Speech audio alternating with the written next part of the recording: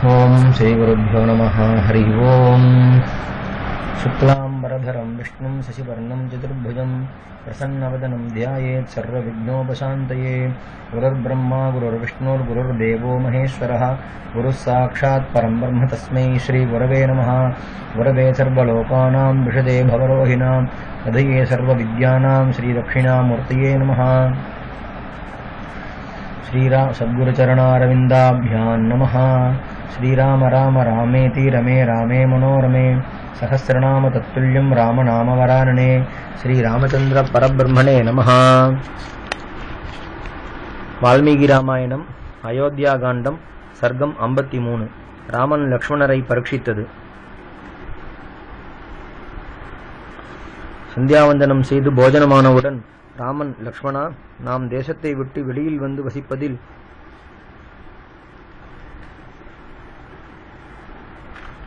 இதுதான் முதல் ராத்திரி. இன்று சுமந்திரர் நம்முடன் இல்லை. அதை பற்றி நீ வருத்தப்படக்கூடாது. இன்று முதல் ராத்திரிகளில் நாம் விழித்துக் கொண்டிருக்க வேண்டியது. சீதையை காப்பாற்றும் பாரம் நம்முடையதல்லவா? நம்மால் கொண்டு வரப்பட்ட புல்லுகளையும் இலைகளையும் படுக்கையாய் பரப்பி இன்று ராத்திரி எப்படியாவது காலத்தை கழிப்போம் என்று உத்தமமான படுக்கைகளில் படுத்து வழக்கப்பட்ட ராமன் வருந்தரையில் இலைகளின் மேல் படுத்து, குழந்தாய், இப்போது மகாராஜா துக்கத்தால் தூக்கம் வராமல் மிகவும் கஷ்டப்படுவார். ஆனால் கைகேயியோ சகல மனோரதங்களும் பூர்த்தியாகி ஆனந்தத்தை அனுபவிக்க வேண்டியது. ராஜ்யம் பரதனுக்கு ஸ்திரமாக கிடைக்க வேண்டும் என்று ஆசை வைத்து ஒரு கால் நமது பிதாவை கொன்றாலும் கொள்வாள். அவரோ இப்போது அனாதை, மிகவும் வயசென்றவர். நானும் சமீபத்தில் இல்லை. காமத்திற்கு வசப்பட்டவர் கைகேயினிடத்தில் சிக்கிக் கொண்டிருக்கிறார். ஐயோ, என்ன செய்வார்? எனக்கு நேர்ந்த கஷ்டத்தையும் தர்மார்த்தங்களை அலட்சியம் செய்து காமத்தையே விசேஷமாய் நமது பிதா நாடியிருப்பதையும் யோசித்தால் தர்மம் அதர்மம் என்ற புருஷார்த்தங்களை காட்டிலும் காமமே மேலானதென்று எனக்கு தோன்றுகிறது. நமது பிதா செய்ததை பார். ஒருவன் எவ்வளவு முட்டாளாயிருந்தாலும் ஒரு ஸ்திரீயை சந்தோஷப்படுத்துவதற்காக தன் இஷ்டப்படி நடக்கும் புத்திரனை காட்டிற்கு துரத்துவானா? பரதன் தன் பாரியையுடன் தனதானியங்களால் நிறைந்த கோசல ராஜ்யத்தை ஏக சக்கராதிபதியாய் சுகமாய் ஆளுவான். தசரதர் இன்னும் எவ்வளவு நாள் இருக்கப் போகிறார்? நானோ வனத்திற்கு வந்து விட்டேன். அப்போது இந்த அகண்டமான ராஜ்யத்திற்கு அவன் ஒருவனே அதிபதி. எவன் தர்மத்தையும் அர்த்தத்தையும் கைவிட்டு காமத்தையே நாடுகிறானோ அவன் நமது பிதாவை போல் துக்கத்தையே அனுபவிப்பான். தசரதரை கொல்வதற்கும் என்னை காட்டிற்கு துரத்துவதற்கும் பரதனுக்கு ராஜ்யம் கிடைப்பதற்குமே கைகேயி வந்து சேர்ந்தாள் என்று எண்ணுகிறேன். கைகேயி புதிதாய் ஐஸ்வர்யமும் அதிகாரமும் கிடைத்த கொழுப்பால் புத்தி கெட்டு இப்போதே கௌசல்யையும் சுமித்ரேயையும் என்னை சேர்ந்தவர்கள் என்று உபதிரவிக்க ஆரம்பித்திருப்பாள். கௌசல்யை எனக்கு தாயானதால் என் நிமித்தமாய் கஷ்டப்படுவது நியாயம். ஆனால் சுமித்ரை அப்படி கஷ்டப்படுவது கொஞ்சங்கூட நியாயமல்ல. ஆகையால் பொழுது விடிந்தவுடன் தாமசிக்காமல் இங்கிருந்தே நீ அயோத்திக்கு திரும்பி போ. நான் இன்னும் வெகு தூரம் வரவில்லை. நானும் சீதையும் தண்டகாரண்யத்திற்கு போகிறோம். கௌசல்யை அனாதையாய் இருப்பது நீயாவது கூட இருந்தால் ஆதரவாயிருக்கும். கைகேயி எதை செய்தாலும் செய்வாள். ஹீனமான காரியம் என்றாவது, லோகத்தார் தேசிப்பார்களே என்றாவது, அந்நியாயம் என்றாவது பார்க்க மாட்டாள். தர்மாத்மாவான பரதனிடத்தில் என் தாயை அடைக்கலமாக நீ ஒப்புவிக்க வேண்டும். கௌசல்யை பூர்வ ஜென்மத்தில் தாய்களையும் புத்திரர்களையும் அக்கிரமமாய் பிரித்திருக்க வேண்டும். இல்லாவிட்டால் தான் புத்திரனை விட்டு பிரிந்து கஷ்டப்பட நியாயமில்லை. என்னை புத்திரனாக அடைவதற்கு எவ்வளவோ கஷ்டப்பட்டவள். என்னை வளர்ப்பதற்கும் எவ்வளவோ கஷ்டப்பட்டவள். மாதா பிதாக்கள் புத்திரர்களை பெறுவதின் பிரயோஜனம் தங்களுக்கு அசக்தி வரும் காலத்தில் சுசுரூஷை செய்வதைத் தவிர வேறென்ன? அப்படி சிரமப்பட்டதின் பலத்தை அடைய வேண்டிய காலத்தில் அவளுக்கு அது கைகூடாமல் போயிற்று. சீ, நான் என்ன ஜென்மம் எடுத்தேன்? லோகத்தில் இனிமேல் ஒரு ஸ்திரீயும் என்னை போன்ற பிள்ளையை பெறாமல் இருக்க வேண்டும். லக்ஷ்மணா, என்னை பெற்று வளர்த்த தாய்க்கு நான் செய்யும் உபகாரம் முடிவில்லாத பெரும் துக்கத்தை அவளுக்கு உண்டாக்கினதே. இப்படிப்பட்ட புத்திரன் பிறக்காவிட்டால் என்ன கஷ்டம்? லக்ஷ்மணா, நம்முடைய அரண்மனையில் கௌசல்யை வளர்த்து வந்த சாய்கை என்ற ஒரு பட்சியை நீ பார்த்திருக்கிறாய் அல்லவா? அது தன் சமீபத்தில் இருக்கும் கிளியை பார்த்து உன் ஜென்ம சத்ருவான பூனையின் காலை கொத்து என்று சொல்லிக்கொண்டே இருக்கும். அதை கேட்டு கௌசல்யை மிகவும் சந்தோஷிப்பாள். அறிவில்லாத அந்த பிராணியால் என் தாய்க்கு உண்டாகும் பிரீதியும் என்னால் கிடைக்கவில்லை.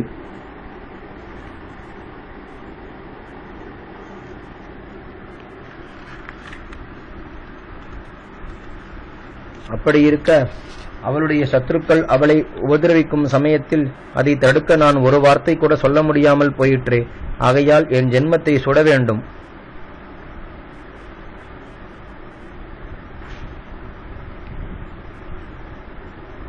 பகவானை உபாசிப்பதை காட்டிலும் ஆச்சாரியனை உபாசிப்பது மோட்சத்திற்கு சுலபமான உபாயம் என்று இங்கே காட்டப்பட்டிருக்கிறதென்பது ரகசிய உபதேசம்.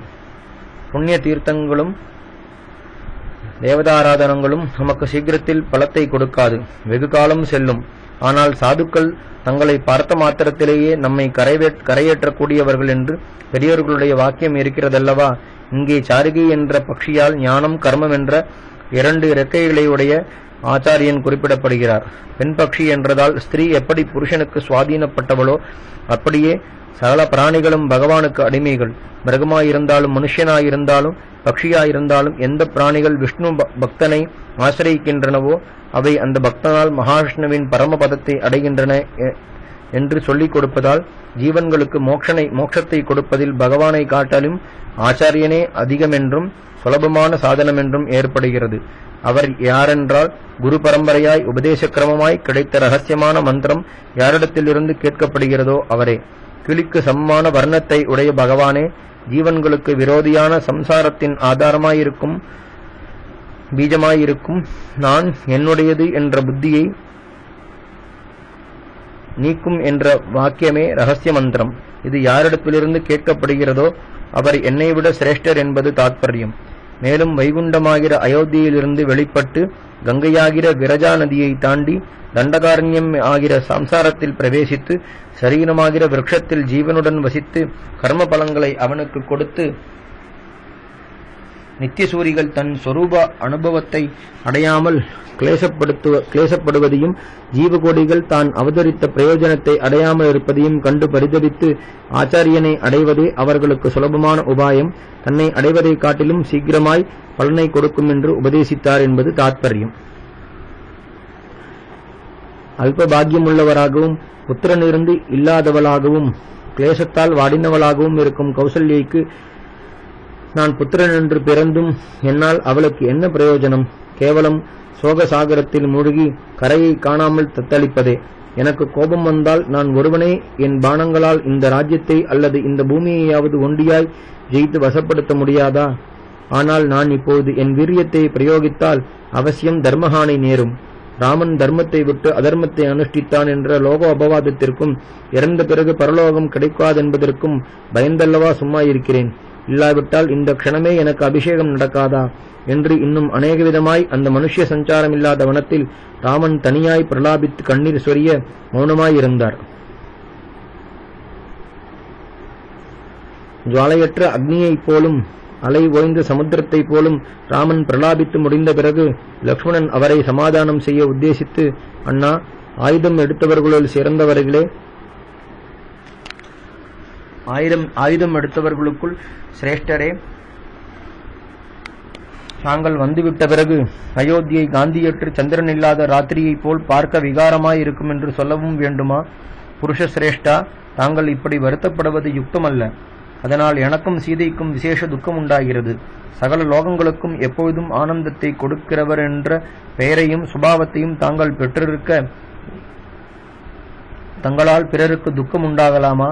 ஜலத்தில் வசிக்கும் மீனை அந்த பிராணாதாரமான ஜலத்திலிருந்து எடுத்து வெளியே போட்டால் எப்படி பிழைக்காதோ அப்படியே நானும் சீதையும் தங்களை விட்டிருந்தால் ஒரு நிமிஷம் கூட பிழைக்க மாட்டோம்.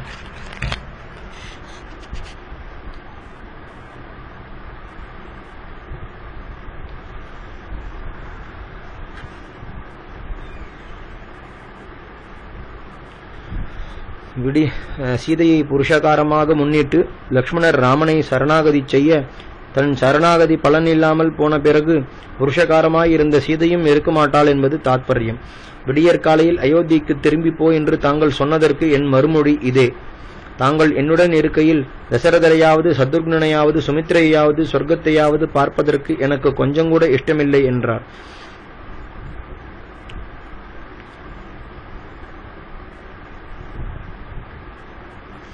பிறகு அவர்கள் அந்த ஆலமரத்தடியில் படுக்கைகளை படுத்துக் கொண்டார்கள்.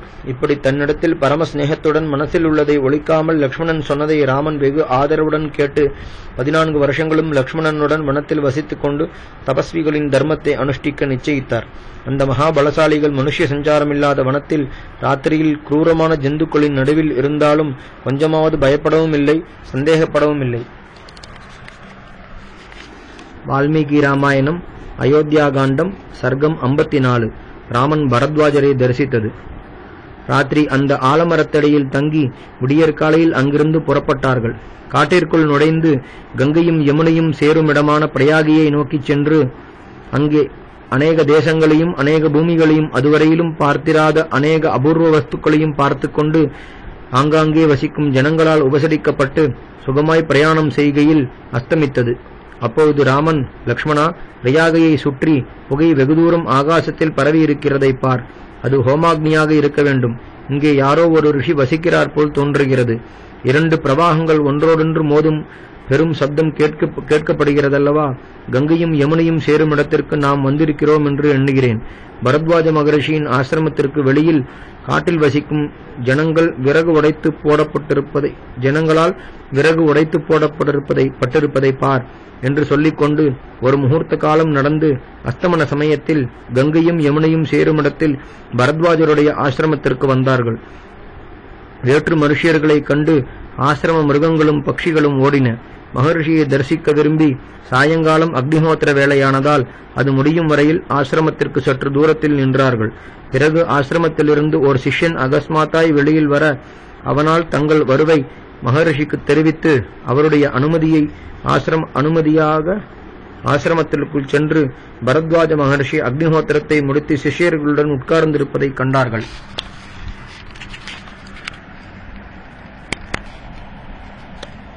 கடுமையான விரதங்களை அனுஷ்டித்தவரும் எப்பொழுதும் பகவானுடைய தியானத்திலேயே நாடின மனசுள்ளவரும் தபோபலத்தால் 3 காலங்களையும் அறிந்தவருமான அந்த மகாத்மாவை பார்த்து கைகூப்பி நமஸ்கரித்து, சுவாமி, நாங்கள் தசரத சக்கரவர்த்தியின் புத்திரர்கள். நான் ராமன், இவன் லக்ஷ்மணன், இவள் ஜனகராஜனுடைய புத்திரி, என் பாரியை மகாபதிபிரதை. தானும் என்னுடன் வனத்தில் வசிக்க வேண்டும் என்று மிகவும் பிரார்த்தித்து வந்திருக்கிறாள். லக்ஷ்மணன் என்னிடத்தில் அதிக பிரீதி வைத்தவனாகையால் என் பிதா என்னை வனத்திற்கு போகும்படி ஆக்ஞாபித்த போது என்னுடன் இருக்க வேண்டும் என்று தானும் வந்திருக்கிறான். இவன் பிரதிஜையை தவறாதவன். பிதாவின் உத்தரவுப்படி நாங்கள் வனத்தில் வசித்துக் கொண்டு பழங்களையும் கிழங்குகளையும் புஜித்துக் கொண்டு பிதிர்வாகிய பரிபாலன தர்மத்தை அனுஷ்டிக்க வந்திருக்கிறோம் என்றார். அதை கேட்டு பரத்வாஜர் அர்க்யபாத்தியம் முதலிய அதிதி பூஜைகளை செய்து அவர்களுக்கு ஆகாரத்திற்கு வேண்டிய பதார்த்தங்களை கொடுத்து படுக்க ஒரு ஸ்தலத்தை ஒழித்து விட்டார். அவருடைய தபோ மகிமையால் அங்கிருக்கும் மிருகங்களும் பட்சிகளும் மனுஷர்களிடத்தில் பரம விசுவாசம் உள்ளவைகளாய் பழகிக் கொண்டிருந்தன. அவைகளும் சிஷ்யர்களும் தன்னை சூழ, பரத்வாஜர், நீங்கள் க்ஷேமமாய் வந்தீர்களா என்று விசாரித்தார். தங்களுடைய அனுகிரகத்தால் வந்து சேர்ந்தோம் என்று ராகவன் சொல்லி மகரிஷியால் கொடுக்கப்பட்ட ஆசனங்களில் உட்கார்ந்தார்கள். பிறகு பரத்வாஜர், ராமா, இந்திரியங்களுக்கு எட்டாத உன்னையே என் ஹிருதயத்தில் எப்பொழுதும் தியானம் செய்து கொண்டிருந்து இவ்வளவு காலம் கழித்தாவது உன்னை இந்த ஆசிரமத்தில் தரிசிக்க கிடைத்தது என் பாக்கியத்தை என்னவென்று சொல்வேன். உன்னை யாதொரு காரணமும் இல்லாமல் தசரதர் காட்டிற்கு துரத்தினது என் காதில் விழுந்தது.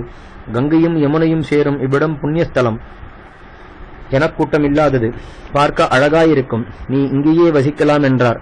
அதற்கு ராமன், சுவாமி, நான் இங்கே இருந்தால் அயோத்தியில் வசிக்கும் ஜனங்கள் என்னையும் லக்ஷ்மணனையும் சீதையும் பார்க்க விரும்பி மிகவும் சமீபத்தில் இருப்பதால் அடிக்கடி இங்கே வருவார்கள். ஆகையால் எனக்கு இங்கே வசிக்க இஷ்டமில்லை. சுகமாய் வளர்க்கப்பட்ட இந்த சீதை சந்தோஷத்துடன் வசிக்கும்படியான வேறொரு ஆசிரமத்தை பார்த்து சொல்ல வேண்டும். அவ்விடத்தில் இதர ஜனங்களுடைய போக்குவரவு இருக்கக்கூடாது என்றார். 3 காலங்களையும் அறிந்த மகர்ஷே, ராவணன் முதலிய ராட்சசர்களை நாசம் செய்ய ரகசியமாய் அவதாரம் செய்திருக்கும் என்னை நீர் இப்படி எல்லோருக்கும் வெளிப்படுத்தினால் அவர்கள் நாம் லோகநாதையும் மகாலட்சுமியையும் அதிக சுலபமாய் இங்கேயே பார்க்கலாம் என்று வருவார்கள். ஆகையால் இவ்வளவு வெளிப்படையாய் வசிப்பது யுக்தமல்ல. லோகத்திலுள்ள சகல பிராணிகளும் மகாலட்சுமியை சகல க்ஷேமங்களையும் அடைய ஆராதிக்கின்றன. அவள் என் சொரூபத்தையும் ஆனந்தத்தையும் எப்போதும் அனுபவித்துக் கொண்டிருந்தும் இப்போதுதான் அனுபவிக்க ஆரம்பித்தது போல் திருப்தி அடையாதவளாய் பரமானந்த ஸ்வரூபியான என்னிடத்தில் ஏகாந்தமாய் ரமித்துக் கொண்டிருக்கிறாள். சகல ஜகத்திற்கும் ஆதாரமாக சுரூபத்தாலும் ரூபத்தாலும் குணங்களாலும் மகிமையாலும் பிரம்மா முதலிய தேவதைகளை காட்டிலும் மேலான எனக்கு அத்தியந்தம் பிரியமான நீ மாத்திரம் என்னை ஏகாந்தத்தில் பார்க்கலாம். அதிரகசியமான என் சுரூபத்தை வெளிப்படுத்தக்கூடாது என்பது ரகசியார்த்தம்.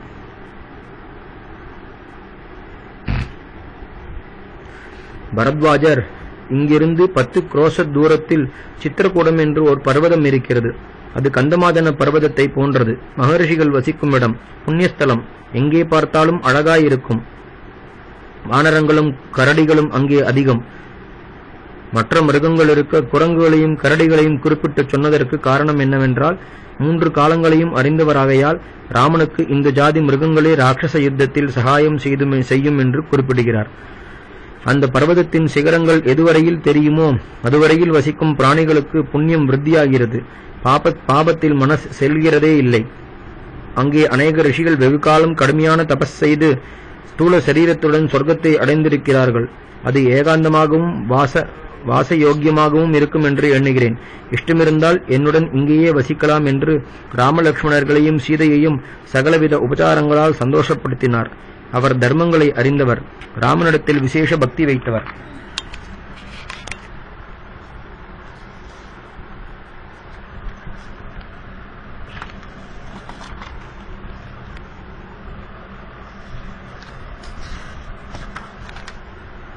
புண்ணிய கதைகளை சொல்லிக்கொண்டு அன்று ராத்திரியை அங்கே சுகமாக கழித்து மறுநாள் காலையில் ராமன் பரத்வாஜரிடத்தில் சென்று, சுவாமி, தங்களுடைய ஆசிரமத்தில் நேற்று ராத்திரி சௌக்கியமாய் தங்கியிருந்தோம். இனிமேல் தாங்கள் குறிப்பிட்ட இடத்திற்கு போக எங்களுக்கு உத்தரவு கொடுக்க வேண்டும் என்றார். பரத்வாஜர், தேன், பழம், கிழங்குகள் நிறைந்த சித்திரகூட பர்வதத்திற்கு போ. அது நீ வசிக்க தகுந்த இடம். அங்கே அழகான விருட்சங்கள் நிறைந்த மரச்சோலைகளும் மயில்களும் மான்களும் யானைகளும் பார்க்க ஆனந்தத்தை கொடுக்கும். மலைகளையும் மலைச்சாரல்களையும் பள்ளத்தாக்குகளையும் காட்டாறுகளையும் கோகிலம், சிட்டுக்குருவி முதலிய பட்சிகள் அநேக விதமாய் சப்திப்பதையும் நீங்கள் பார்த்து கொண்டு அந்த பர்வதத்தின் தாழ்வரைகளில் ஆனந்தமாய் வசியுங்கள் என்றார். வால்மீகி ராமாயணம், அயோத்தியா காண்டம், சர்க்கம் 55. சித்திரகூடத்திற்கு சென்றது. அவர்கள் பரத்வாஜரை பிரதட்சிண நமஸ்காரம் செய்து அவரிடத்தில் உத்தரவு பெற்றுக்கொண்டு அங்கிருந்து சித்திரகூடத்தை நோக்கி புறப்பட்டார்கள். அந்த மகர்ஷி அவர்களை தன் புத்திரர்களைப் போல பாவித்து மங்களாசீர்வாதம் செய்து கொஞ்ச தூரம் பின்தொடர்ந்தார். ராமா, நீங்கள் கங்கையும் யமுனையும் சேரும் இடத்திற்கு போய் அங்கிருந்து காளிந்தியின் கரை வழியாய் மேற்கு முகமாய் திரும்பி அந்த வேகமான நதியை தெப்பத்தால் தாண்டுங்கள். பிறகு ஒரு பெரிய ஆலமரம் தோன்றும். அதற்கு சியாமம் என்று பெயர். அது அநேக சித்தர்கள் வசிக்கும் ஸ்தலம். சீதை அதை கைகூப்பி நமஸ்கரித்து தனக்கு வேண்டிய விஷயங்களை அங்கே பிரார்த்தித்துக் கொள்ளட்டும். அவள் அதிகமாய் களைத்திருந்தால் அங்கேயே தங்குங்கள். இல்லாவிட்டால் அப்புறம் செல்லுங்கள். அங்கிருந்து 1 குரோஷ தூரம் சென்றால் பலாசம், இலந்தை முதலிய மரங்களாலும் அழகான மூங்கில்களாலும் நிறைந்த ஓர் கருத்த காடு தோன்றும். அதுவே சித்திரகூடத்திற்கு போகும் வழி. நானும் பல தடவைகள் அந்த வழியாய் போயிருக்கிறேன். அந்த மார்க்கம் மிகவும் அழகாயிருக்கும். மிருதுவான மணல் படிந்திருக்கும். காட்டுத்தீயின் உபதிரவம் இல்லை என்று காட்டி பரத்வாஜர் திரும்பிச் சென்றார். அவரை நமஸ்கரித்து அப்படியே செய்கிறோம் என்று அவரிடத்தில் உத்தரவு பெற்றுக்கொண்டு சென்றார்கள். கொஞ்ச நேரம் கழித்து ராமன், லக்ஷ்மணா, பரத்வாஜ பகவான் நம்மிடத்தில் கிருபை வைத்தது நாம் செய்த மகா புண்ணியத்தின் பலம் என்று அறி என்று பேசிக்கொண்டு சீதையை முன்னிட்டு காளிந்தி நதிக்கரைக்கு வந்தார்கள். அந்த வேகமான பிரவாகத்தை கண்டு தயங்கி எப்படி கடப்போம் என்று சற்று யோசித்தார்கள். லக்ஷ்மணன் கட்டைகளை வெட்டி உலர்ந்த மூங்கில்களை குறுக்கே வைத்து உசீர கொடிகளால் இறுக்கி அதில் சீதையை சுகமாக உட்கார்வதற்காக நீர், நொச்சில், நாவல் முதலிய மரங்களின் கிளைகளை பரப்பினார். மகாரூபவதியான சீதையை ராமன் கைவாகு கொடுத்து ஜாகிரதையாய் அந்த தெப்பத்தில் ஏற்ற அவள் தன் நாயகன் தன்னை தொட்டு ஏற்றும்போது வெட்கமடைந்தாள். அவளுக்கு சமீபத்தில் அவளுடைய வஸ்திரங்களையும் ஆபரணங்களையும் தங்களுடைய ஆயுதங்களையும் கூடை, மண்வெட்டி முதலியவைகளையும் வைத்து தாங்களும் ஏறிக்கொண்டு அந்த நதியை கடந்தார்கள். ஆற்றின் நடுவில் போய்க் கொண்டிருக்கையில் சீதை, தேவி, எங்களுக்கு க்ஷேமம் உண்டாகட்டும். என் பர்த்தா தன் பிரதிஜையை நிறைவேற்றி அயோத்திக்கு க்ஷேமமாய் திரும்பிச் சென்றால் அநேகமாயிரம் பசுக்களாலும் கள்ளுக்குடங்களாலும் உன்னை பூஜிக்கிறேன் என்று நதி தேவதையை பிரார்த்தித்தாள். பிறகு அவர்கள் தென்கரை சேர்ந்து முன்போல் ஒரு தெப்பத்தை கட்டி அதிலேறி பிரவாகமான யமுனையை தாண்டினார்கள். அங்கிருந்து கொஞ்ச தூரம் நடந்து கருத்த இலைகளால் நிறைந்து குளிர்ந்து நிழலை கொடுக்கும் சியாமம் என்ற ஆலமரத்தடியில் வந்தார்கள். அப்போது சீதை, மகாவிருட்சமே, உனக்கு நமஸ்காரம். என் பர்த்தாவின் பிரதிஜையை நிறைவேற வேண்டும். நான் கௌசல்யையும் சுமித்ரையும் மறுபடியும் பார்க்க வேண்டும் என்று கைகூப்பி பிரார்த்தித்து பிரதட்சிணம் செய்தாள். அப்படி தனக்காக மகா பிரேமையுடன் சீதை பிரார்த்திப்பதை பார்த்து ராமன், லக்ஷ்மணா, நீ சீதைக்கு முன் நட. நான் ஆயுதபாணியாய் அவளுக்கு பின் வருகிறேன்.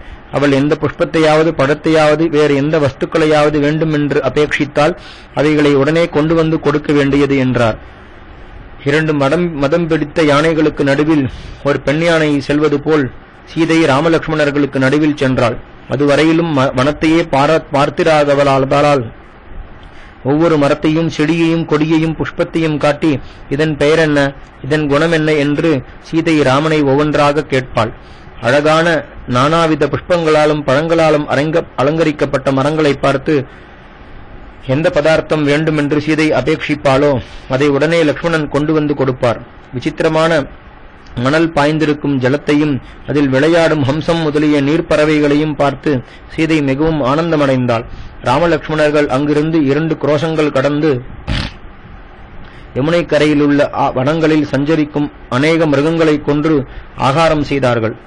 பிறகு அந்த ரமணீயமான காட்டில் வேடிக்கையாய் கொஞ்ச நேரம் சஞ்சரித்து அபூர்வ விருட்சங்களையும் மிருகங்களையும் சீதைக்கு காட்டி அஸ்தமன சமயத்தில் யமுனா நதிக்கரைக்கு திரும்பி வந்து அங்கே சீதைக்கு இஷ்டமான ஒரு இடத்தில் படுக்கையை தயார் செய்தார்கள். வால்மீகி ராமாயணம் அயோத்தியா காண்டம் சர்க்கம் 56. பர்ணசாலை கட்டினது. மறுநாள் காலையில் ராமன் லக்ஷ்மணனை எழுப்பி, குழந்தாய், இந்த வனத்தில் இருக்கும் ஜந்துக்கள் மதுரமாய் சப்திக்கிறதை கேள். நான் பிரயாணம் செய்யும் காலம் சமீபித்தது என்றார். உடனே லக்ஷ்மணர் தூக்கம் தெளிந்து வழிநடந்த இளைப்பையும் சோம்பலையும் விட்டு எழுந்தார். அவர்கள் ஸ்நானம், ஜபம் முதலிய காலை காரியங்களை முடித்து பரத்வாஜரால் காட்டப்பட்ட மார்க்கமாய் சித்திரகூடத்தை நோக்கி சென்றார்கள். வழியில் ராமன், சீதே, பார், இந்த சிம்சுக விருட்சங்கள் வசந்த காலத்தில் புஷ்பங்களால் மறைந்து கொழுந்துவிட்டு எரிவது போல் 4 புறங்களிலும் காணப்படுகின்றன. மலர்ந்த புஷ்பங்களோடு கூடின பல்லாதக விருட்சங்கள் பழங்களாலும் இலைகளாலும் பாரம் தாங்காமல் வளைந்திருக்கின்றன.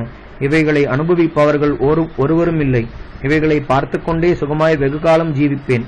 ஒவ்வொரு மரத்திலும் தேனீக்களால் சேர்க்கப்பட்ட தேன்கூடுகள் பெரிய பைகளாக தொங்குவதை பார். லக்ஷ்மணா, இதோ உதிர்ந்த புஷ்பங்களால் அமைக்கப்பட்டு மிருதுவான படுக்கைகளை உடைய அழகான வனங்களிலிருந்து ஒரு நச்சுக்குருவி கத்துகிறது பார். அதை கேட்டு மயில் பிரதித்வனி செய்கிறது. அதோ சித்திரகூடமலையின் உன்னதமான சிகரங்கள் தெரிகின்றன. அவைகளில் யானை கூட்டங்கள் கணக்கில்லாமல் சஞ்சரிக்கின்றன. மலை தெரியாமல் பட்சிகள் மறைக்கின்றன. அதன் அடியிலுள்ள சமபூமியில் இருக்கும் காட்டில் அடர்ந்த மரங்களின் கீழே வினோதமாய் சஞ்சரிப்போம் என்று பேசிக்கொண்டு அநேகவித பழங்களாலும் கிழங்குகளாலும் ருசியுள்ள ஜலத்தாலும் பட்சிகளாலும் மிருகங்களாலும் விளங்கும் அந்த பர்வதத்திற்கு வந்தார்கள். அப்பொழுது ராமன், குழந்தாய், இந்த பர்வதம் பார்க்க மிகவும் அழகாய் இருக்கிறது. பல வகை விருட்சங்களும் கொடிகளும் கிழங்குகளும் பழங்களும் சுத்தமான ஜலமும் இவ்விடத்தில் கிடைக்கும். இங்கே மகாத்மாக்களான அநேக ரிஷிகள் வசிப்பார்கள். நாமும் இங்கே வசிக்கலாம் என்று அவர்கள் எல்லோரும் வால்மீகி மகரிஷியின் ஆசிரமத்திற்கு சென்று அவரை நமஸ்கரித்தார்கள். அவர் தன்னிடத்திற்கு வந்த அதிதிகளை விதிப்படி பூஜித்து, உட்காருங்கள், க்ஷேமமாய் வந்து சேர்ந்தீர்களா என்று விசாரித்தார். ராமன், சுவாமி, நான் தசரத சக்கரவர்த்தியின் புத்திரனான ராமன். இவன் என் தம்பி லக்ஷ்மணன். இவள் என் பாரியை சீதை. நாங்கள் பிதாவின் ஆக்ஞையால் வனத்தில் 14 வருஷங்கள் வசிக்க உத்தேசித்து வந்திருக்கிறோம் என்றார். பிறகு, லக்ஷ்மணா, வீடு கட்டுவதற்கு ஏற்ற உறுதியான நாவல் முதலிய மரக்கட்டைகளை வெட்டி கொண்டு வந்து நாம் வசிப்பதற்கு ஒரு குடிசையை கட்டு. இங்கே கொஞ்ச காலம் வசிக்க விரும்புகிறேன் என்று ஆக்ஞாபித்தார். அப்படியே லக்ஷ்மணன் சீக்கிரத்தில் ஒரு பர்ணசாலையை கட்டினார். அது காற்று மழைக்கு அசையாமல் கெட்டியாகவும் அழுத்தமான சுவர்களுடனும் நேர்த்தியான அறைகளுடனும் கதவுகளுக்கு பதிலாக பாய்களையே கட்டி தொங்கவிட்டும் இருந்தது.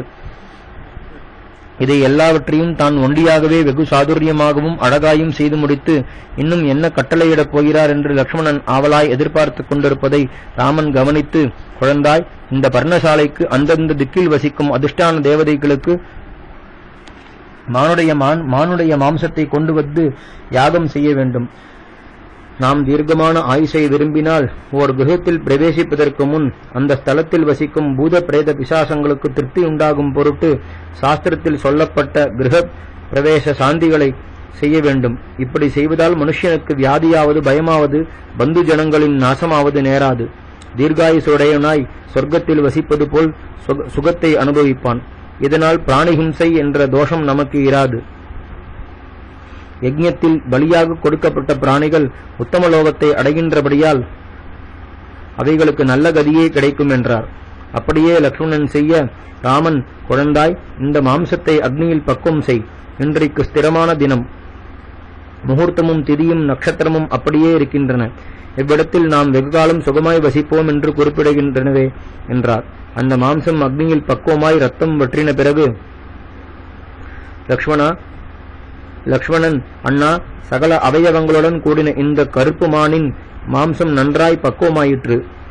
யஜ்ஞ விதிகளை நன்றாய் அறிந்த தாங்கள் தேவதைகளுக்கு சமானர்கள். தேவதைகளை குறித்து யஜ்ஞத்தை ஆரம்பிக்கலாம் என்றார்.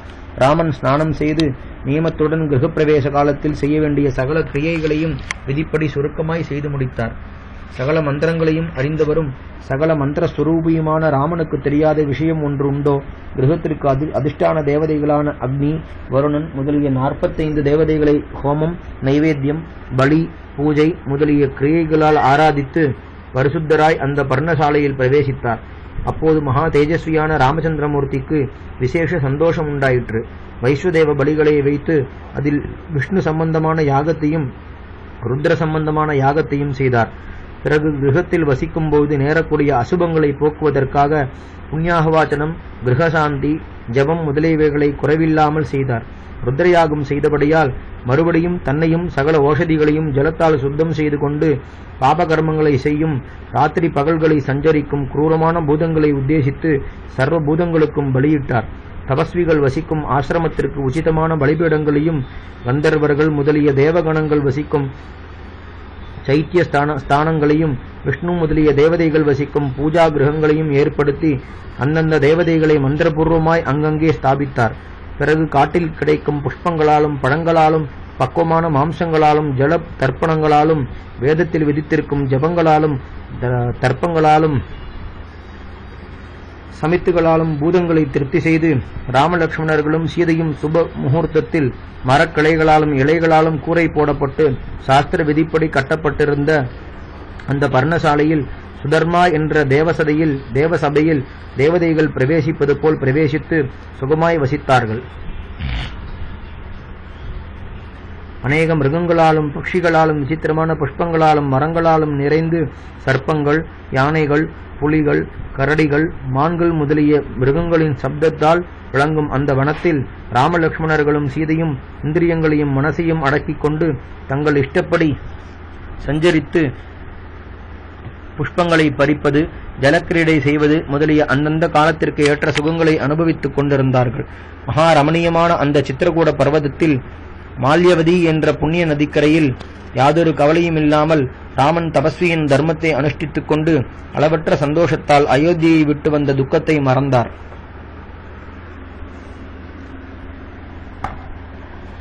வால்மீகி ராமாயணம், அயோத்தியா காண்டம், சர்க்கம் 57. சுமந்திரர் அயோத்தியைக்கு திரும்பி வந்தது.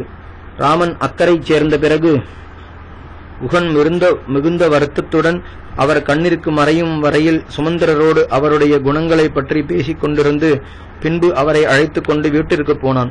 தூதர்களை அனுப்பி ராமலட்சுமணர்கள் பரத்வாஜருடைய ஆசிரமத்திற்கு சென்றதையும் பிரயாகையில் அவருடன் வசித்ததையும் சித்திரகூடத்தை நோக்கி பிரயாணம் செய்ததையும் அறிந்து சுமந்திரருக்கு தெரிவித்தான். பிறகு அவர் குகனிடத்தில் உத்தரவு பெற்றுக்கொண்டு மிகுந்த கிளேசத்துடன் குதிரைகளை பூட்டி அயோத்திக்கு சென்றார்.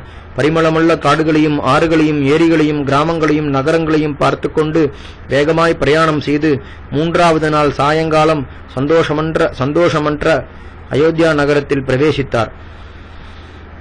பாழான நகரத்தைப் போல் ஜனசஞ்சாரம் இல்லாத சப்தமற்றிருப்பதை பார்த்து மிகவும் மனம் குன்றி, இதுவரையில் யானைகளும் குதிரைகளும் ஜனங்களும் அரசர்களும் நிறைந்திருந்த இந்த அயோத்தியை ராமனை விட்டு பிரிந்து துக்கமென்ற நெருப்பால் எரிக்கப்பட்டு சாம்பலாயிற்றா என்று நினைத்து குதிரைகளை அதிவேகமாக நடத்தி கோட்டை வாசற்படியில் வந்தார். சுமந்திரர் வருவதைக் கண்டு ஜனங்கள் கூட்டம் கூட்டமாக ராமன் எங்கே, ராமன் எங்கே என்று 4 புறத்திலும் இருந்து அவரை கேட்க ஆரம்பித்தார்கள். ஜனங்களே, அந்த மகாத்மா கங்கை கரையில் என்னை நிறுத்திவிட்டு அயோத்திக்கு திரும்பி போவென்று உத்தரவு கொடுத்து அனுப்பிவிட்டார் என்று சுமந்திரர் அவர்கள் எல்லோருக்கும் மறுமொழி சொன்னார். ராமலக்ஷ்மணர்கள் கங்கையை தாண்டி போய்விட்டார்கள் என்று தெரிந்தவுடன் ஜனங்கள் கண்ணீர் பெருக பெருமூச்சு விட்டுக்கொண்டு, என்ன ஆச்சரியம், நமக்கு இப்படிப்பட்ட கஷ்டமும் நேரும்படியான பாபத்தை செய்திருக்கிறோமா என்று என்ன ஜென்மம் எடுத்தோம்? ஹா ராமா, எங்களை இப்படி தபிக்க விட்டு போக உங்களுக்கு எப்படி மனசு வந்தது என்று கதறினார்கள். கூட்டம் கூட்டமாக நின்று கொண்டு இதே ரதத்தில் ராமலக்ஷ்மணர்களையும் சீதையையும் பார்த்துவிட்டு, இப்போது அவர்கள் இல்லாமல் பாழடைந்திருக்கும் இந்த ரதத்தை பார்க்கும்படி நேர்ந்த நமது ஜென்மத்தை சுட வேண்டும். எங்கேயாவது ஒருவன் தானம் கொடுத்தால் ராமன் அவ்விடத்தில் தவறாமல் போயிருந்து சரியான தேசத்திலும் காலத்திலும் மனுஷனிடத்திலும் அந்த தானம் கொடுக்கப்படுகிறதா என்று கவனித்துக் கொண்டிருப்பார். எங்கேயாவது யாக யஜ்யங்கள் நடந்தால் ராமன் அவ்விடத்திற்கு தவறாமல் சென்று அந்த யாகம் நியாயமாய் சம்பாதிக்கப்பட்ட திரவியத்தால் நடக்கிறதா என்று கவனிப்பார்.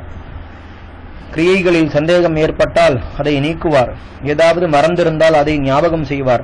எங்கேயாவது விவாகம் நடந்தால் ராமன் அவ்விடத்திற்கு தவறாமல் சென்று இரு கட்சிக்காரருடைய ஜாதி, குலம், சீலம், ஐஸ்வர்யம் சரியாக இருக்கின்றனவா என்றும் மணப்பிள்ளையையும் மணப்பெண்ணையும் சகல விதத்திலும் ஒத்திருக்கிறார்களா என்றும் கவனிப்பார். தனமில்லாமல் இருந்தால் அந்த விவாகம் நடக்காதென்றிருந்தால் வேண்டிய தனத்தை கொடுத்து நடப்பிப்பார். வைதிக கிரியைகள் குறைவில்லாமல் நடக்கின்றனவா என்றும் பார்த்து கொண்டிருப்பார்.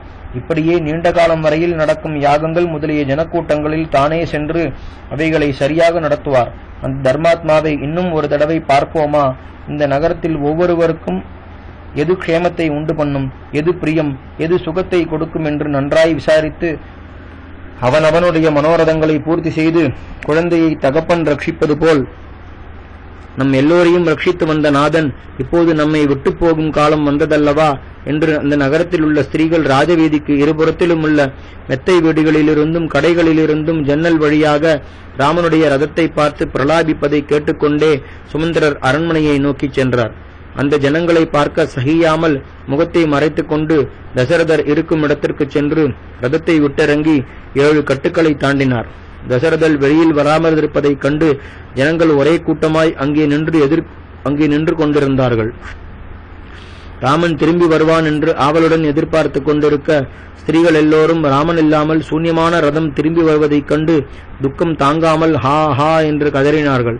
ஒன்றும் தோன்றாமல் பித்து பிடித்தது போல் ஒருவரை ஒருவர் பார்த்து கொண்டிருந்தார்கள். தசரதருடைய பத்னிகள் சுமந்திரர் வந்ததைக் கண்டு தங்களுடைய அரண்மனைகளிலிருந்து தசரதருடைய அந்தப்புறத்தில் பிரவேசித்து சுமந்திரர் என்ன சொல்வாரோ என்று ஆவலாய் எதிர்பார்த்து கொண்டிருக்கையில் ராமனுடன் இந்த நகரத்தை விட்டுச் சென்றவர் ராமன் இல்லாமல் திரும்பி வந்தாரே, சொல்ல முடியாத துக்கத்தை அனுபவித்துக் கொண்டிருக்கும் கௌசல்யினிடத்தில் சுமந்திரர் என்ன சொல்வாரோ பார்ப்போம். தன் அருமை குழந்தையான ராமனை காட்டிற்கு போகவிட்டு பிழைத்திருப்பது ஆச்சரியமான விஷயம். அவளைத் தவிர மற்றவர்கள் அப்படி செய்ய முடியாது என்று தசரதர் சமீபத்தில் இருப்பதால் ஒருவருக்கொருவர் மெதுவாய் பேசிக்கொள்ளும் வார்த்தைகள் சுமந்திரருடைய காதிலும் விழுந்தன. அதை பொய்யென்று சொல்ல முடியுமா? கேட்க கேட்க துக்கம் விருத்தியாயிற்று. பிறகு 8வது கட்டில் பிரவேசித்து அங்கே ராஜலட்சுமி அற்று இருப்பதையும் தசரதர் புத்திர சோகத்தால் பிரக்ஞையற்றிருப்பதையும் கண்டார். சமீபத்தில் சென்று கைகூப்பி நமஸ்கரித்து ராமர் சொன்ன சமாச்சாரங்களை தெரிவித்தார். தசரதர் அதை மௌனமாய் கேட்டு புத்திரசோகம் மேலிட்டு புத்தி சிதறி மூர்ச்சை அடைந்து பூமியில் விழுந்தார்.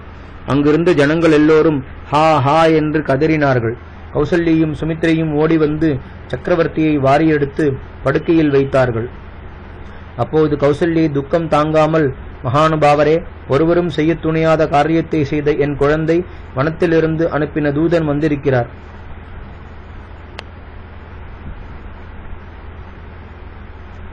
ஏன் அவரிடத்தில் பேசாமல் இருக்கிறீர்? கைகேயிக்கு வரம் கொடுக்கும் போது சுலபமாகவும் சந்தோஷத்துடனும் கொடுத்துவிட்டு பிறகு ராமன் அதனால் காட்டிற்கு போக இப்போது அதை பற்றி வெட்கப்படுவதும் வருத்தப்படுவதும் என்ன ஆச்சரியம்? இதெல்லாம் அப்போது ஞாபகம் இல்லையோ? எழுந்துரும், எது போனாலும் போகட்டும். யார் என்ன கஷ்டப்பட்டால் உமக்கு என்ன? சத்தியம் தவறாமல் இருந்ததால் விசேஷ புண்ணியத்தையும் சம்பாதித்தீர். அது போதாதா? துக்கத்தை அனுபவிப்பதில் பிறர் ஒத்தாசை செய்ய முடியுமா? என் துக்கத்தை நானே அனுபவிக்க வேண்டும். என்னை திருப்தி செய்வதற்காக நீரும் துக்கப்படுவது போல் காட்டிக்கொண்டால் என் துக்கம் தணியுமா? ஆகையால் அந்த வேஷம் வேண்டாம். துக்கப்படாமல் இருந்தால் யாராவது தூஷிப்பார்களே என்று பயந்து லோக அபவாதத்திற்காக பிரலாபிக்கிறீரோ? அது வேண்டாம். இங்கே கைகேயி இருக்கிறாள் என்று நினைத்து பயந்து ராமனை பற்றின சமாச்சாரத்தை கேட்காமல் இருக்கிறீரோ? அந்த பயம் வேண்டாம். கைகேயி இவ்விடத்தில் இல்லை. தைரியமாக பேசும் என்று கண்ணீர் நெஞ்சை அடைக்க பேச முடியாமல் மூர்ச்சை அடைந்து கீழே விழுந்தார். இப்படி கௌசல்யை பிரலாபிப்பதையும் மூர்ச்சை அடைவதையும் தசரதர் ஒன்றும் தோன்றாமல் உட்கார்ந்திருப்பதையும் கண்டு அங்கிருந்த ஸ்திரீகள் எல்லோரும் பெரும் குரலிட்டு அழுதார்கள். அதை கேட்டு அங்கிருந்த இதர ஜனங்களும் பிரலாபிக்க, அதை கேட்டு வெளியிலிருந்த நகரத்து ஜனங்களும் பிரலாபிக்க, அரசனுடைய அரண்மனையிலும் நகரத்திலும் எங்கே பார்த்தாலும் அழுகை சப்தத்தை தவிர வேறொன்றும் கேட்கப்படவே இல்லை. ராமன் அயோத்தியை விட்டு வனத்திற்கு போகும் காலத்தில் இருந்தது போல் அந்த நகரம் அல்லோல கல்லோலமாய் தத்தளித்தது. வால்மீகி ராமாயணம் அயோத்தியா காண்டம் சர்க்கம் 58. ராமன் சொல்லி அனுப்பின சமாச்சாரம். கொஞ்ச நேரம் கழித்து சக்கரவர்த்தி மூர்ச்சை தெளிந்து ராமனுடைய விருத்தாந்தத்தை கேட்க விரும்பி அவரிடத்திலிருந்து வந்த சுமந்திரரை கூப்பிட சாரதியும் வணக்கமாய் எதிரே வந்து நின்றார். மிகவும் வயசென்றவராய் காட்டிலிருந்து புதிதாய் பிடிக்கப்பட்ட மிருகத்தை போல தபித்துக் கொண்டு வியாதியால் பீடிக்கப்படும் யானையைப் போல் ராமனையே நினைத்து பெருமூச்சு விட்டுக் கொண்டிருந்த தசரதர் அதிவேகமாக பிரயாணம் செய்தபடியால் உடம்பெங்கும் புழுதி படிந்து கண்களில் நீர் தழும்ப தீனமாய் எதிரே நிற்கும் சாரதியை பார்த்து, சுமந்திரா, தர்மாத்மாவான என் குழந்தை எந்த மரத்தடியில் தங்கியிருக்கிறான்? மிகவும் சுகமாய் வளர்க்கப்பட்டவனுக்கு வனத்தில் எந்த ஆகாரம் ருச்சியாயிருக்கும்? துக்கத்தை அனுபவிக்கத் தகாதவன். இந்த பூமண்டலத்திற்கு நாதனான என் புத்திரன் பூமியில் படுத்து அனாதையைப் போல் எப்படி நித்திரை செய்வான்? வெளியில் புறப்படும் போது சதுரங்க சைன்யங்களால் பின்தொடரப்படுகிறவன் ஜனசஞ்சாரம் இல்லாத வனத்தில் எப்படி ஒண்டியாய் வசிப்பான்? மலைப்பாம்புகளாலும் கிருஷ்ண சர்ப்பங்களாலும் புலி முதலிய துஷ்ட மிருகங்களாலும் நிறைந்த வனத்தில் ராமலட்சுமணர்கள் சீதையுடன் எப்படி சஞ்சரிப்பார்கள்? மிகவும் செல்லமாய் வளர்க்கப்பட்ட சீதையுடன் என் குழந்தைகள் ரதத்திலிருந்து இறங்கி எப்படி கால்நடையாய் பிரயாணம் செய்தார்கள்? சுமந்திரா, அஸ்வினி தேவதைகள் மந்திர பர்வதத்தில் பிரவேசிப்பது போல் என் குழந்தைகள் வனத்தில் பிரவேசிப்பதை நீ பார்த்தாய் அல்லவா? நீயே பாக்கியசாலி. ராமன் என்ன சொன்னான்? லக்ஷ்மணன் என்ன சொன்னான்? வனத்திற்கு போன பிறகு சீதை என்ன சொன்னாள்? ராமன் உட்கார்ந்தது, பழுத்தது, புஜித்தது முதலிய வியாபாரங்களை ஒன்றுவிடாமல் சொல். ஒரு காலத்தில் யயாதி சக்கரவர்த்தி தான் சொர்க்கத்திலிருந்து தள்ளப்படும் போது சாதுக்கள் இருக்கும் இடத்தில் என்னை சேர்க்க வேண்டும் என்று இந்திரனை பிரார்த்தித்தார். அப்படியே சிபி முதலிய மகாத்மாக்கள் இருக்கும் இடத்தில் விழுந்து அவர்களுடைய மகிமையால் தன் துக்கம் தீர்ந்து மறுபடியும் சொர்க்கத்தை அடைந்தார். அதுபோல நானும் ராமனுடைய கல்யாண குணங்களையும் சரித்திரத்தையும் கேட்டு என் உயிரை காப்பாற்றிக் கொள்வேன் என்றார். சுமந்திரர் கண்ணீரால் வார்த்தை குளர கைகூப்பி, மகாராஜா, குலதர்மத்தை பரிபாலனம் செய்வதிலேயே நோக்கமுள்ள ராமச்சந்திரர் தங்களை கைகூப்பி நமஸ்கரித்து பின்வருமாறு சொல்லச் சொன்னார். சாரதியே, மகா ஞானியும் சகல பிராணிகளும் நமஸ்கரித்துக்கு தகுந்தவருமான என் பிதாவின் பாதங்களில் சாஷ்டாங்கமாக சிரசை வைத்து நான் நமஸ்கரித்ததாகச் சொல்லும். அந்த புறத்தில் உள்ளவர்களுக்கு தகுந்தபடி என் நமஸ்காரத்தை சொல்லி எல்லோரையும் நாம் க்ஷேமம் விசாரித்ததாக சொல்ல வேண்டும். என் தாயான கௌசல்யை நான் நமஸ்கரித்து க்ஷேமம் விசாரித்து, அம்மா, தர்மத்தை அனுஷ்டிப்பதிலேயே நோக்கமுள்ளவளாகவும் அக்னி காரியங்களில் தவறாதவளாகவும் இருக்க வேண்டும். தேவதைகளை பூஜிப்பது போல் சக்கரவர்த்தியின் பாதங்களில் சகல சுசுரூஷையும் செய்ய வேண்டும். மேன்மையான குலத்தில் பிறந்தவள் சக்கரவர்த்திக்கு பட்டமகிழ்ச்சி என்ற அபிமானத்தையும் கர்வத்தையும் விட்டு இதர ராஜபத்னிகளிடத்தில் நடந்து கொள்ள வேண்டும். சக்கரவர்த்தியின் இடத்தில் இருப்பது போல் கைகையின் இடத்திலும் நடந்து கொள்ள வேண்டியது. பரதனை சக்கரவர்த்தியாக நினைத்து உபசரிக்க வேண்டியது. அரசர்கள் வயசால் மூத்தவர்கள் அல்ல, செல்வத்தால் மூத்தவர்கள் என்ற ராஜ தர்மத்தை ஞாபகத்தில் வைத்துக் கொண்டு பரதன் தங்களுக்கு சிறுவனாக இருந்தாலும் அவனுக்கு சகல மரியாதையும் செய்ய வேண்டியதென்று வெகு ஜாகிரதையுடன் சொல்ல வேண்டும். பரதனை நான் க்ஷேமம் விசாரித்ததாகவும் சகல ராஜபத்னிகளிடத்திலும் நீ ஒரே நீதியாய் நடந்து கொள்ள வேண்டியது. உனக்கு யௌவராஜ்ய பட்டாபிஷேகம் நடந்த பிறகு சக்கரவர்த்தியை ராஜ்யத்திலேயே வைத்துக் கொண்டு சகல உபச்சாரங்களையும் குறைவில்லாமல் செய்ய வேண்டியது. அவர் மிகவும் வயசென்றவர். ஆகையால் எந்த விஷயத்திலும் அவருடைய வார்த்தைக்கு எதிர் சொல்லக்கூடாது. அவருடைய உத்தரவுப்படி நடந்து கொண்டு சகல போகியங்களையும் யுக்தமாய் அனுபவித்துக் கொண்டிரு என்றும் சொல்ல வேண்டியதென்றார். பிறகு தன் தாய் பெயரால் உபதிரவிக்கப்படுவாள் என்பதையும் தான் சமீபத்திலிருந்து அவளுக்கு சுசுரூஷை செய்ய கிடைக்கவில்லை என்பதையும் நினைத்து நினைத்து கண்ணீர் விட்டு, என்னிடத்தில் விசேஷ பிரீதி வைத்திருக்கும் கௌசல்யை உன் தாய் போல் நீ உபசரிக்க வேண்டும் என்று துக்கத்தால் கண்கள் சிவக்க கலகலவென்று கண்ணீர் உதிர்த்து பிறகு ஒன்றும் தோன்றாமல் இருந்தாள். இதுதான் ராமன் சொல்லி அனுப்பின சமாச்சாரம். லக்ஷ்மணன் ராமனைப் போல் தன் ஹிருதயத்தில் இருக்கும் எண்ணங்களை மறைக்க முடியாதவர். ஆகையால் மகா கோபத்துடன் பெருமூச்சு விட்டுக்கொண்டு ராமனிடத்தில் எந்த அபராதத்தை கண்டுபிடித்து தசரதர் அவரை காட்டிற்கு அனுப்பினார். அல்ப சுபாவமுள்ள கைகேயி கட்டளையிட்டதை விசேஷமாய் நினைத்து தலையால் தாங்கி இந்த அந்நியாயத்தை செய்து எங்கள் எல்லோரையும் இதுவரையில் அனுபவித்திராத கஷ்டங்களுக்கு உட்படுத்தினாரே. பரதனுக்கு ராஜ்யம் கிடைக்க வேண்டுமென்று ஆசைப்பட்டு இப்படி செய்தாலும் சரி, எப்படி இருந்தாலும் இது அந்நியாயமே. வரம் கொடுக்கும் காலத்தில் ராமனை காட்டிற்கு அனுப்புவதென்றாவது பரதனுக்கு ராஜ்யத்தை கொடுப்பதென்றாவது குறிப்பிடப்படவில்லை. ராஜ்யத்தை உனக்கு கொடுக்கிறேன் என்று முதலில் சகல ஜனங்கள் எதிரே ராமனிடத்தில் பிரதிஜை செய்திருக்கிறார். கைகேயி கேட்கும்போது உன் புத்திரனுக்கு ராஜ்யத்தை கொடுக்க மாட்டேன் என்று தடுத்திருக்கலாம். மூத்த புத்திரனை காட்டிற்கு அனுப்புவது எப்போதும் தகாதது. மூத்த புத்திரனை தள்ளி வைக்கக்கூடாது, ஒரே புத்திரனை தள்ளி வைக்கக்கூடாது என்று ஸ்மிருதிகள் முறையிடுகின்றன. நானும் எவ்வளவு யோசித்தும் ராமனை காட்டிற்கு அனுப்ப காரணம் ஒன்றையும் கண்டுபிடிக்க முடியவில்லை. காட்டிற்கு அனுப்பத் தகுந்த தோஷம் ஏதாவது ராமனிடத்தில் இருந்தால் அது சாஸ்திரத்திற்கு ஒத்த காரியம். அப்படி யாதொன்றும் இல்லை. ஆகையால் தசரதர் தன் மனஸ் போனபடி செய்திருக்க வேண்டும், அல்லது தெய்வ செயலால் சாஸ்திரத்தை ஒட்டாமல் நடந்திருக்க வேண்டும். இஷ்டம் போனபடி செய்திருந்தால் இப்போது அதை பற்றி வருத்தப்படுவானே என்றால் புத்தி பிசகி நன்றாய் ஆலோசிக்காமல் ராமனை காட்டிற்கு அனுப்பினதால் இப்போது இவ்வளவு துக்கப்படுகிறார். பெற்ற தகப்பனை நிந்திக்கலாமா என்றால் கர்வத்தால் தலை தெளியாமல் நியாயம் அந்நியாயம் என்ற விவேகமற்று சன்மார்க்கத்திலிருந்து விலகினவன் பிதாவாய் இருந்தாலும் ஆச்சாரியனாய் இருந்தாலும் அவனை தள்ளிவிட வேண்டியது என்று சாஸ்திரங்கள் சொல்லுகின்றன. ஆகையால் நான் மகாராஜாவை என் பிதாவாக நினைக்கவில்லை. ராமனே எனக்கு சகோதரர், ராமனே என்னை போஷிப்பவர், ராமனே எனக்கு பந்து, ராமனே எனக்கு பிதா.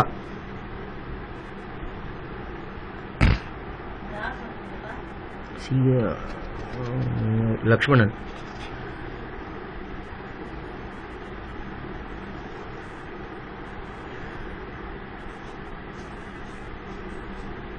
ஸ்ரீ வைஷ்ணவர்கள் கர்மதேகத்தை கொடுத்த ஜனங்களை பிதாவாக நினைப்பதை விட்டு சமஸ்த உபாதிகளுடைய சம்பந்தமற்ற ஸ்ரீமன் நாராயணனே பிதா, எஜமானன், பந்து என்ற நினைத்து நடந்து கொள்ள வேண்டியதென்பது ரகசிய உபதேசம். சகஜமான பிதாவை முன்னிட்டு முக்கியமில்லாத ஒருவரை பிதாவாக கொள்வது நியாயமோ என்றால், ராமன் சகல பிராணிகளுக்கும் பிரியர், சர்வ பிராணிகளின் ஹிதத்தையே தேடுகிறவர். அப்படி இருக்க தசரதர் அவரை காட்டிற்கு அனுப்பினதால் சகல பிராணிகளுக்கு அப்பிரியராகவும் அவைகளுடைய நாசத்தை கோருகிறவரும் ஆனார். கைகேயி பரதனை போன்றவர்களுக்கு தவிர மற்ற எவருக்காவது அவரிடத்தில் பிரியம் உண்டாகுமா? உபாதி சம்பந்தமற்றவனாகவும் சகல லோகங்களுக்கும் பிதாவாகவும் இருக்கும் வாசுதேவனே நமக்கு வாஸ்தவ பிதா. உபாதி சம்பந்தமுள்ள ஒரு ஜீவன் நமக்கு நித்தியமான பிதாவா என்பது தாற்பயம். தார்மீகரும் சகல பிரஜைகளுக்கும் ஆனந்தத்தை கொடுக்கிறவருமான ராமனை காட்டிற்கு துரத்தி சகல ஜந்துக்களையும் விரோதித்துக் கொண்ட தசரதர் சகல ரோகங்களையும் சந்தோஷப்படுத்துகிறவரா என்று அர்த்தமுள்ள ராஜாவாக எப்படி இருக்க முடியும் என்று தங்களிடத்தில் சொல்லி அனுப்பினார். லக்ஷ்மணன் ராமனுக்கு நேர்ந்த கஷ்டத்தை பார்த்து சகிக்காமல் தன் மனசில் இருக்கும் எண்ணங்களை வார்த்தையால் வெளிப்படுத்தினாள். சீதையோ அப்படி செய்யவில்லை. ஜனக மகாராஜனுடைய புத்திரி, குணங்களாலும் நடத்தைகளாலும் விசேஷ கீர்த்தி பெற்றவள். மனசில் இருக்கும் சோகத்தால் பெருமூச்சு விட்டுக்கொண்டு மகா கம்பீரமான மனசை உடையவளாதலால் விசாசம் பிடித்தவளைப் போல் ஒன்றும் தோன்றாமல் திகைத்து பின் நின்றாள்.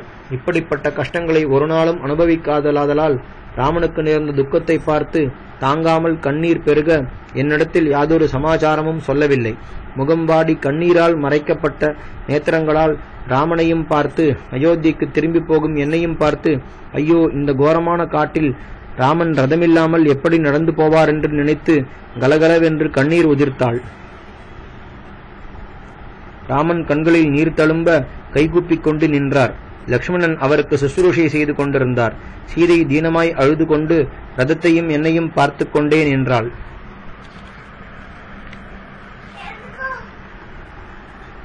ஸ்ரீ ராமச்சந்திர பரபிரம்மணே நமஹ. ஹரிஹி ஓம்.